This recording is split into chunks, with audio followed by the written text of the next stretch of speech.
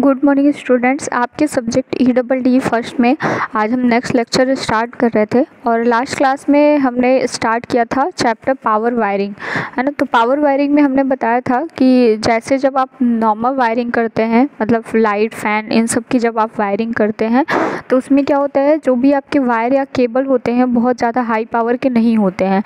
लेकिन जब हम हीटर, है ना, या फिर AC या आप इंडस्ट्री वगैरह में जैसे कि मोटर वगैरह यूज़ कर रहे हैं, तो इन सब में जब हम वायरिंग करते हैं तो हम जो मतलब इनकी जो पावर होती है वो ज़्यादा होती है, वो ज़्यादा वॉटेज के होते हैं, इसलिए इनकी जो वायरिंग करनी होती है हमको, तो उसमें हम पावर केबल्स का यूज़ करते हैं। तो ये सब जो वायरिंग होती है इसमें हमें थोड़ा सा हाई सेफ्टी वगैरह देना काफ़ी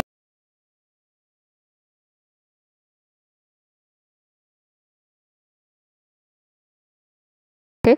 तो रूल्स में हमने वहाँ पे मार्क किए थे कुछ इम्पॉर्टेंट पॉइंट्स, है ना। तो आप क्या करना है, आपको जो भी इम्पॉर्टेंट पॉइंट्स आपको आगे भी मिल रहे हैं उन सारे इम्पॉर्टेंट पॉइंट्स को आप एक जगह पे नोट करते जाइए, क्योंकि जैसे कि एग्ज़ाम आपका ऑब्जेक्टिव होना है तो ये जो इसमें पॉइंट्स दिए हुए हैं ये पॉइंट्स आपके इम्पॉर्टेंट हो जाते हैं, है ना। तो अगर हम बात करें, है ना, important rules recording power wiring, तो अगर हम देखें तो जैसे इसमें पावर वायरिंग जो फर्स्ट रूल है कि इसमें जैसे कि आप जो स्विच बोर्ड वगैरह लगा रहे हैं, है ना, वो सब मेटल कवर युक्त होने चाहिए, है ना। उसमें जैसे कि लकड़ी वगैरह का यूज़ नहीं होना चाहिए, क्योंकि क्या होता है कि जब आप लकड़ी के बोर्ड वगैरह यूज़ करते हैं ज़्यादा पावर में, तो क्या होता है कभी बारिश के टाइम पे जैसे दीवालों में क्या होता है पानी वगैरह आ जाता है या भीग जाते हैं, तो उसमें क्या होता है कि मतलब जैसे लकड़ी वगैरह के बोर्ड हैं वो ख़राब हो जाते हैं, प्लस उसमें जो वायरिंग वगैरह होती है उनमें करंट भी आ सकता है। तो क्योंकि पावर वायरिंग में सेफ्टी क्या होती है, बहुत इंपॉर्टेंट होती है, तो इस वजह से आपके जो बोर्ड वगैरह यूज़ होने चाहिए वो लकड़ी के नहीं होने चाहिए। अब अगर हम सेकंड रूल की बात करें तो जो इसमें हम कंड्यूट वायरिंग लेते हैं वो काफ़ी स्ट्रॉन्ग होनी चाहिए, क्योंकि आपको पता है कि जो वायर होते हैं इसमें जो करंट फ्लो होता है वो बहुत ज़्यादा मात्रा में होता है। तो अगर जो वायर होता है ना, अगर ये कहीं से कट जाता है या टूट जाता है तो करंट लगने से तो करंट या शॉक लग सकता है, इसलिए यहाँ पे आपको क्या करना है, उन वायरों को सेफ रखना है। इसी तरीके से आगे रूल्स दिए हुए हैं, जैसे कि अगर कंड्यूट पाइप के जो कंडक्टर हैं उनको मतलब सीधे नहीं जोड़ना चाहिए, है ना, मतलब कहीं कहीं या फिर लूपिंग नहीं करना चाहिए, क्योंकि जो केबल्स होती हैं वो थोड़ी मोटी या हैवी होती हैं, तो मतलब उतनी फ्लेक्सिबल नहीं होती है, तो अगर आप उनको मोड़ते हैं तो वो क्या हो सकती है, टूट सकती हैं। इसके अलावा अगर हम मेज़रमेंट की बात करें तो इसमें जैसे कि फ्लेक्सिबल जो कंड्यूट लगानी चाहिए, इनके बीच जो लंबाई है वो 1.25 मीटर से ज़्यादा हमको नहीं रखनी चाहिए, है ना। इसके अलावा अगर हम बात करें कि जैसे जो केबल है, यहाँ पे आपको केबल की साइज़ दी है, देखिए इसमें जो आपको थोड़े बहुत मैथमेटिकल डेटा हैं तो ऑब्जेक्टिव के टर्म में आपकी इम्पॉर्टेंट हो जाते हैं। तो यहाँ पे जो ये मैं रूल्स आपको यहाँ पे बता रही हूँ, इस मेन मोटो इसका यही है कि आपको जो भी डेटा है यहाँ पे उसको हम मार्क कराते जाएं और आप उसको अच्छे से देख लें, ठीक है। इसके अलावा जैसे कि जब आप क्या कर रहे हैं, इसमें जो भी आप बोर्ड वगैरह जहाँ पे भी यूज़ करते हैं, तो कभी कभी होता है कि हम डायरेक्ट क्या करते हैं, प्लग लगा देते हैं। तो इसमें जो भी बटन्स होती हैं, है ना, जैसे कि आप देखते होंगे जो मोटर वगैरह होती है उनमें स्टार्ट स्टॉप की बटन लगी हुई होती है, तो इसमें जो स्टार्ट स्टॉप है उसकी प्रॉपर क्या करनी चाहिए, व्यवस्था करनी चाहिए। आपको डायरेक्ट कहीं पर भी वायर को सेट नहीं करना चाहिए, ठीक। अब देखिए calculation of current for Motors. देखिए अब आगे इस चैप्टर में थोड़ा सा न्यूमेरिकल्स हैं, तो न्यूमेरिकल जो है यहाँ पे काफ़ी छोटे छोटे हैं, तो मतलब इफ़िशियंसी निकालना है आपको या फिर करंट निकालना है, इससे रिलेटेड कुछ छोटे छोटे न्यूमेरिकल्स हैं। हम यहाँ पर उस न्यूमेरिकल्स को थोड़ा सा देखेंगे। जैसे कि अभी हमने लास्ट क्लास में भी आपको यूटिलिटी फैक्टर बताया था, है ना, मतलब कार्यतल पे जितने भी आप यूज़ कर रहे हैं उन सोर्स और upon total number of source, इस तरीके से। और इसके अलावा हमने इल्यूमिनेशन का भी फॉर्मूला, तो आपसे या तो एग्ज़ाम में ऑब्जेक्टिव हो रहा है तो आपसे या तो डायरेक्ट फार्मूला भी पूछ सकता है, इसके अलावा आपसे न्यूमेरिकल भी उस तरीके से पूछे जा सकते हैं। तो एक तो वहाँ पे जो फार्मूले बताए थे वो इम्पॉर्टेंट है, अब इसके अलावा इस चैप्टर में भी कुछ न्यूमेरिकल्स हैं वो भी इम्पॉर्टेंट है, तो आप थोड़ा सा अच्छे से इसको समझ लीजिएगा। देखिए हम फर्स्ट अगर न्यूमेरिकल की बात करें तो यहाँ पे आप देख रहे हैं एक मतलब टेबल बना हुआ है, है ना। तो इस टेबल से ही मतलब इस टेबल में ही आपको क्या करना है, डेटा को देखना है। देखिए जैसे अगर यहाँ पे देखिए इफ़िशियंसी दिया हुआ है और पावर फैक्टर दिया हुआ है, तो अगर 1 HP से कम आएगा है ना पावर, तो आपको क्या करना है, इफ़िशियंसी 0 से 0.65 के बीच लेना है। और अगर जो पावर है वो 1 HP से 2 HP के बीच है तो आपको इफ़िशियंसी इतना लेना है ना। तो ये इफ़िशियंसी का डेटा है और ये पावर फैक्टर का डेटा है, ठीक है। तो पहले हम यहाँ पे कैलकुलेट करेंगे। जैसे यहाँ पे दिया हुआ है, यदि किसी मोटर के V वोल्ट और X आउटपुट पर पावर फैक्टर वाली मोटर, ठीक, जैसे मान लीजिए आपको आउटपुट पावर दे दिया X HP, ठीक, और HP बराबर दिया है X.3 वॉट दिया है। तो देखिए जो इफ़िशियंसी का अगर हम फार्मूला निकालें तो जैसे मोटर की इनपुट पावर अगर हम निकालें तो आउटपुट पावर अपॉन इफ़िशियंसी, ये जो फार्मूला है इम्पॉर्टेंट है, आप इसको अच्छे से नोट कर लीजिएगा, है ना। कि अगर हमें इनपुट पावर निकालना है तो हमें क्या लेना है, आउटपुट पावर अपॉन इफ़िशियंसी। वैसे देखिए जो बेसिकली अगर हम इफ़िशियंसी का अगर हम नॉर्मल फार्मूला देखें तो इफ़िशियंसी बराबर होता है क्या, output power upon input power होता है ना। तो आप पूछे अगर इफ़िशियंसी पूछे तो जो भी आपको आउटपुट में मिल रहा है अपॉन जो भी क्या मिले, इनपुट में पावर मिले।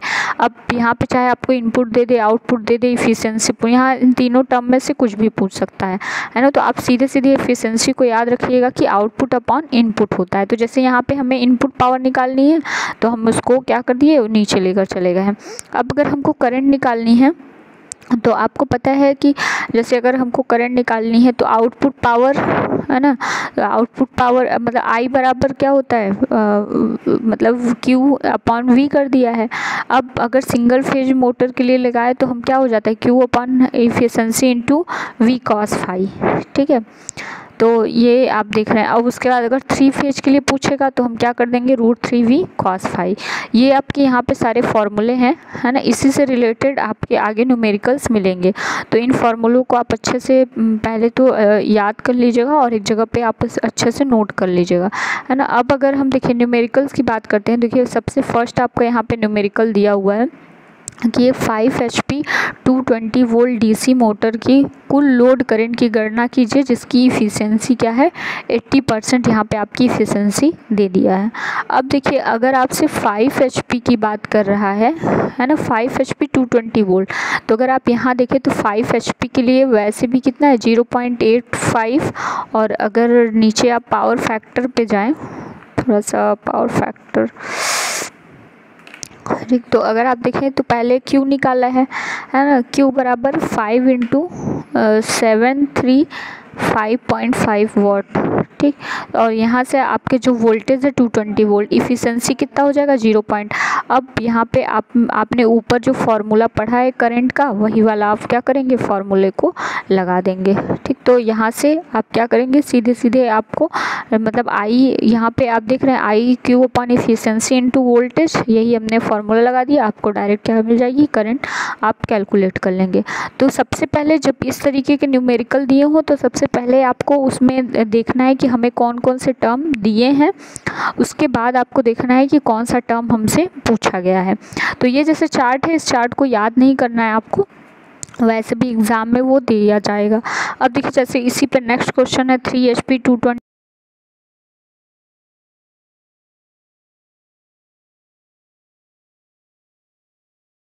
है ना।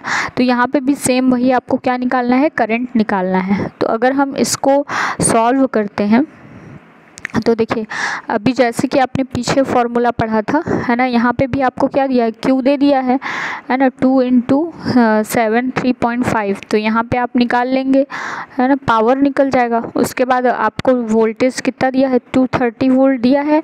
और इफ़िशियंसी जैसे 0.75 आया तो इसका मतलब होता है इफ़िशियंसी जैसे 75% दिया है, तो इसको हम कैसे निकालते हैं, जैसे ये 75/100 हो जाएगा, है ना। तो 25 से 25 चौका 100, तो 3/4 हो गया। इसको आप निकालेंगे तो 0.75 हो जाएगा। तो ये इफ़िशियंसी आ गई। अब सेम वही करना है आपको, जैसे लोड करंट निकालना है तो I = Q upon efficiency into voltage. अब इसी पे आपको वैल्यू रख देनी है। यहाँ पे जो हमने Q निकाला था वो 2 इंटू 735.5 इतना Q था आपका, उसके बाद 230 वोल्ट दिया हुआ है और इफ़िशेंसी आपका 0.75। तो यही आप कैलकुलेट कर लेंगे तो यहाँ से क्या हो जाएगी, लोड करंट आपकी आ जाएगी। अब इसी तरीके से हम इसमें और तो अगर आप यहाँ पे भी देखें तो अगर आपसे जैसे सिंगल फेज के लिए पूछता है तो क्या करना है, आपको V cos फाई निकाल लेना है।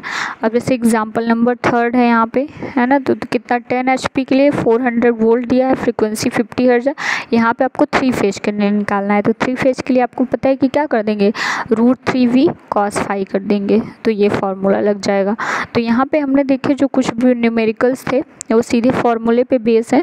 इसके अलावा जैसे आपसे इफ़िशेंसी पूछता है, मतलब आपको आउटपुट वोल्टेज दे दिया या इनपुट वोल्टेज दे दिया है, तो और अगर आपसे इफ़िशेंसी पूछता है तो अगर हम एक एग्जांपल के थ्रू देखें कि जैसे मान लीजिए आपके पास आउटपुट वोल्टेज कितना है 20 वोल्ट है और इनपुट वोल्ट मान लीजिए कितना है 5 है, तो अगर आपसे परसेंटेज में इफ़िशेंसी पूछे तो आपको क्या कर देना है 20/5, मतलब आउटपुट अपॉन इनपुट इंटू 100, तो ये कितना हो जाएगा 5/4, तो कितना हो जाएगा 4%। ठीक है, तो इस तरीके से आप क्या कर सकते हैं, आप इफ़िशेंसी को भी कैलकुलेट कर सकते हैं। बस आपको याद रखना है कि जो भी आउटपुट वैल्यू होगी उसको ऊपर रखना है और जो इनपुट वैल्यू है उसको हम नीचे रख देंगे। अब यहाँ पे आप देख रहे हैं कि determine of size of cables, है ना, डिफरेंट टाइप की जो केबल होती है उसकी यहाँ पे माप दी हुई है, तो इन सारे माप को आप थोड़ा सा देख लीजिएगा, है ना। और इसके अलावा एक और डेटा है यहाँ पे, जैसे करंट है कि अगर मतलब करंट है जो टेम्परेचर पे आधारित है, जैसे वायुमंडलीयता 4 degree Celsius, maximum conductor temperature इतना होना चाहिए, गहराई इतना होना चाहिए। तो इस तरीके से यहाँ पे आपकी जो कंड्यूट पाइप होती हैं उनकी माप अगर दिया हुआ है तो इसमें थोड़ा सा जो भी डेटा है ना, जो भी कैलकुलेटिव डेटा दिया है उस डेटा को आप अच्छे से देख लीजिएगा। अब इसके अलावा जैसे न्यूमेरिकल पोर्शन जो है वो काफ़ी लेंदी न्यूमेरिकल्स हैं, तो उतना आपसे पूछा नहीं जाएगा। तो यहाँ पे जो छोटे छोटे न्यूमेरिकल्स दिए हैं और जो छोटे छोटे फार्मूले हमने इस चैप्टर में और लास्ट चैप्टर में बताया है उसको आप अच्छे से केयर करके लिखिएगा। Okay, thank you.